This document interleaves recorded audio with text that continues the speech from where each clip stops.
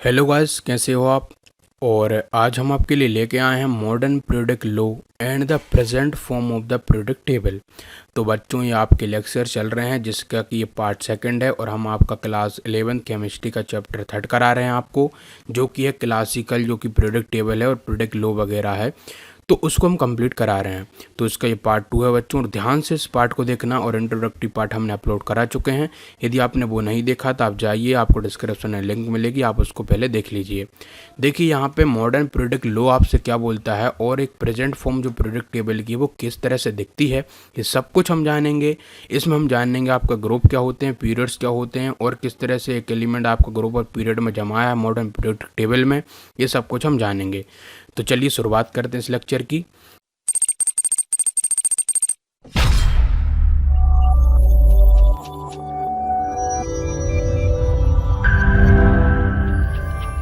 यहाँ पे लिखा है कि we must bear in mind that they when Mendeleev develop his periodic table, chemist knew nothing about the internal structure of atom।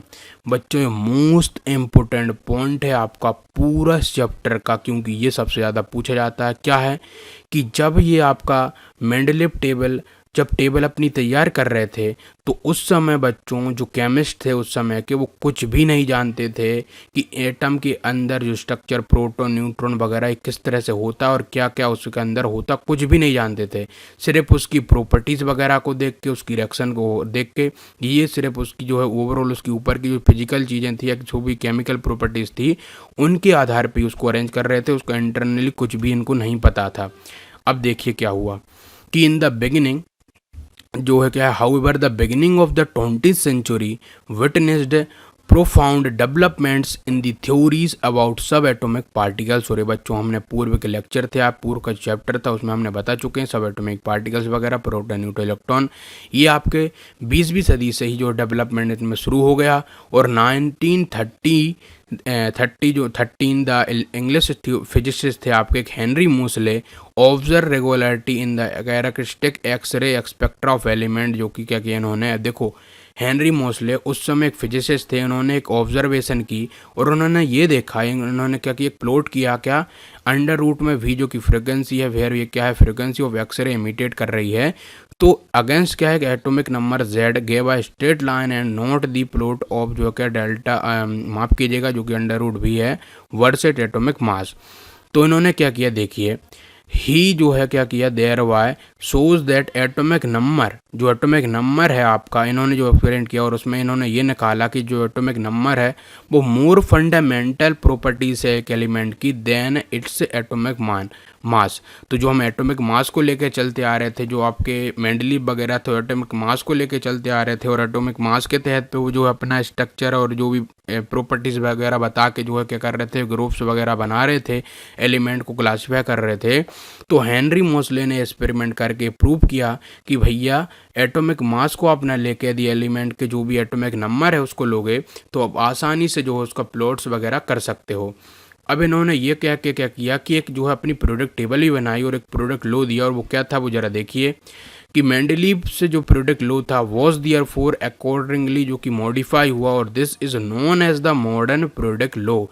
तो बच्चों, यदि आपको मेंडलीव का प्रोडक्ट लो याद है तो उसी को हमने क्या किया, थोड़ा चेंज करके मॉडर्न प्रोडक्ट लो बनाया। वो कैसे बनाया देखिए तो and can be stated as, तो उसको हमने इस तरह से किया कि भाई जो फिजिकल और केमिकल प्रॉपर्टीज़ हैं किसी भी एलिमेंट्स की, वो इस तरह से प्रोडक्ट फंक्शंस होंगी ऑफ दियर एटॉमिक नंबर्स। यहाँ पे ये मेन चीज़ है, देखिए पूरा जो डेफिनेशन वही का वही है, लेकिन सिर्फ इसमें एक चीज़ बदला ही है, एटॉमिक नंबर्स।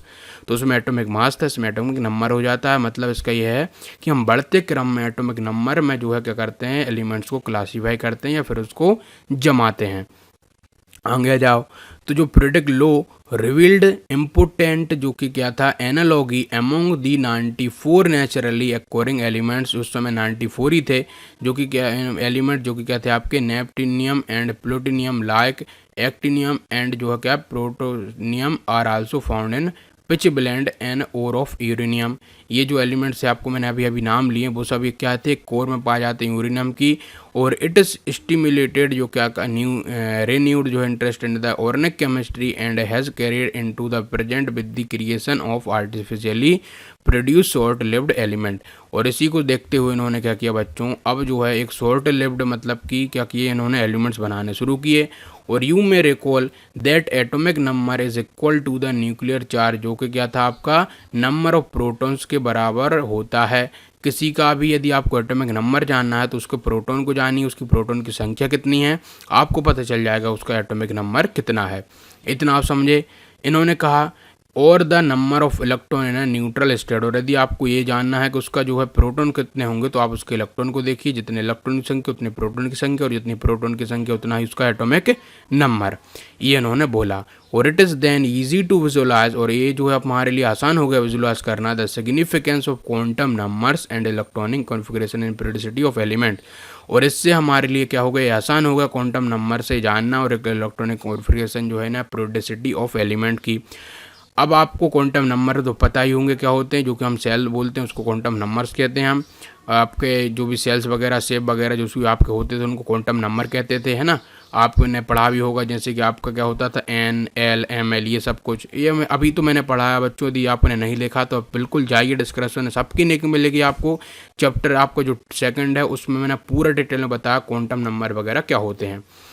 और इलेक्ट्रॉनिक कॉन्फ़िगरेशन है ना पीरियोडिसिटी, जो आप देखो एक और नया वर्ड आया, ये पीरियोडिसिटी क्या चीज़ है ज़रा उसको समझ लीजिए। पीरियोडिसिटी मतलब ये होती है कि एक रेगुलर इंटरवल में जो हम एलिमेंट को जमा रहे हैं वो इसकी पीरियोडिसिटी कहलाती है। कैसे, आपने क्या किया, एक बढ़ते हुए क्रम में क्या किया, एक एलिमेंट को जमाया, मतलब कि भाई कैसे आपने क्या किया, एक हाइड्रोजन को जिसका कि एक था, उसके बाद आपने हीलियम को रखा जिसका कि दो है, तो ये क्या एक पीरियोडिसिटी हो रही है। आपने एक के बाद दो लाए, दो के बाद तीन लाए, तो इसी को हम बोलते हैं पीरियोडिसिटी, समझे।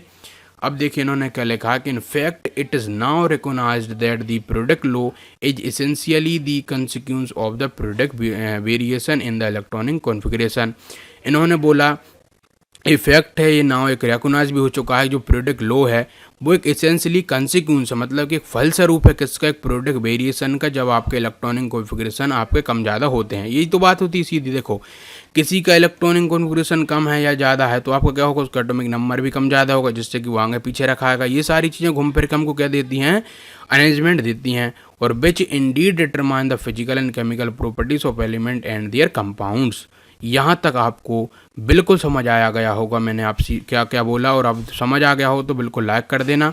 और ये बच्चों नीचे का ये पोर्शन है कितना ज़्यादा इंपॉर्टेंट नहीं है, आप इसको खुद भी पढ़ सकते हो। चलो हम ऊपर चलते हैं, क्या लिखा है यहाँ पे कि जो numerous form of product table have been devised for जो है फ्रॉम टाइम टू टाइम। और जो बच्चों प्रोडक्ट टेबल आप इस समय देख रहे हो वो क्या है, वही आपका एक न्यू वर्जन आया है, मतलब कि हमेशा ये क्या है टाइम टू टाइम इसको हम रिन्यू करते रहते हैं, मतलब कि कोई एलिमेंट इधर का उधर या फिर कुछ उसमें नए एलिमेंट जोड़ते रहते हैं, टाइम टू टाइम ये बदलाती जाती है। और some forms emphasise the chemical reactions and valence whereas others stress the electronic configuration of element. मतलब क्या है, कुछ कुछ फॉर्म में हम क्या करते हैं, केमिकल रिएक्शंस वगैरह या बैलेंस जो है वो देखते हैं, और कहीं कहीं पे हम क्या देखते हैं, अदर जो कि क्या करते हैं इलेक्ट्रॉनिक कॉन्फ़िगरेशन जो एलिमेंट्स के हम करते रहते हैं उसमें।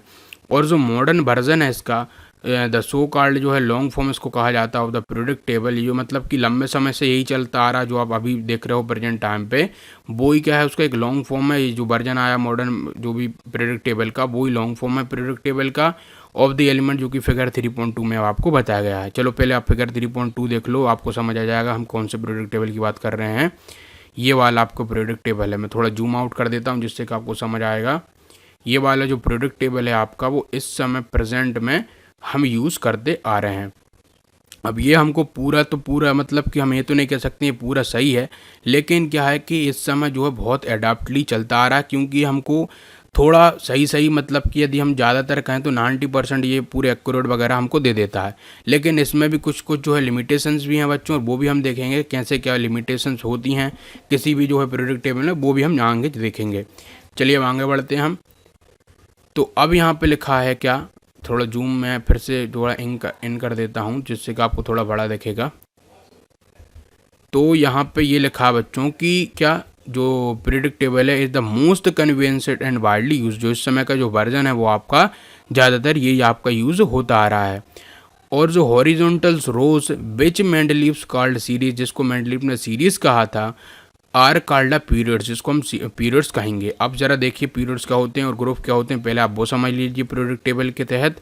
देखो बच्चों, यहाँ से आपकी जो इस तरीके से ये जो कॉलम्स, मतलब कि जो आपके क्या बच्चे बटे हैं, रो जो बटे हैं इस तरह से, मतलब कि मैंने एरो इस तरफ बनाया, इसका ये मतलब नहीं, इसी तरह से मतलब कि जो पूरा ये इतना वाला, ये मतलब किस तरह से ये जो लाइन्स बटी हैं, मतलब कि ये वाली हॉरिजॉन्टल लाइन्स, वो हमारी क्या है, पीरियड्स हैं। और यहाँ पे इस तरह से मतलब कि जो इस तरीके से जो आपके पोर्शन है, मतलब ये सब वाला, ये वाला नीचे की ओर, ये ऊपर की ओर, ये वाला जो कॉलम है, उसको हम कहेंगे कि आपके ग्रुप। ये इन्होंने बोला। अब समझिए आप ग्रुप और पीरियड्स के बारे में, और ये बचपन से आप पढ़ते आ रहे हो, बच्चों में पता भी होगा आपको। तो उसको हमने ग्रुप्स और पीरियड्स वगैरह कहा। और एलिमेंट्स जो कि आपके having a similar outer electronic configuration, और जिस जिस एलिमेंट का क्या है, सिमिलर होगा क्या, आउटर इलेक्ट्रॉनिक कॉन्फ़िगरेशन, मतलब जो बैलेंस सेल में बचने वाला हुआ इलेक्ट्रॉन जिसका सेम होगा, in their atom are arranged in a gap vertically column, जिसको हम रेफर एज अ ग्रुप।